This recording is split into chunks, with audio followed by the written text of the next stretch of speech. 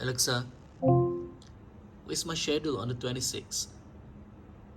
Charles, here are your next two events.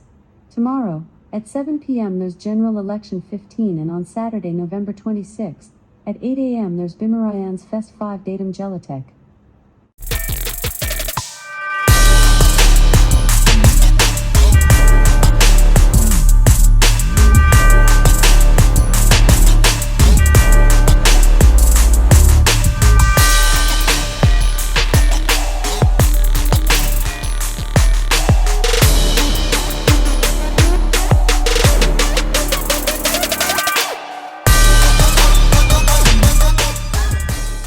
Okay, hari ni kita dah selesai satu tanggungjawab kita kepada negara kita, Malaysia. Betul.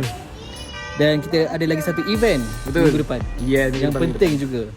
Dan kita kena datang. Kita kena datang. Di mana? Dekat Sedang. Tak tahu kan? Kita akan berjumpa di Datum Jelatek. Datum Jelatek. Pada 26 November 2022 daripada pukul 8 hingga pukul 4 petang. Ya, betul. So see you guys over there. See you guys over there. Bawa jentera anda. Kalau tak ada kereta pun boleh datang juga. Bawa. Naik LRT. LRT boleh, kancil Berhenti di boleh. Jelatek. Bawa lah. Yang penting apa? Dia Jelatek, Datuk. Datum Jelatek. Datum Jelatek, Datum Jelatek. Jumpa anda di sana. Jumpa anda di sana. Be part of the family. Yeah. Bima family. Dalam, apa pun ni dalam.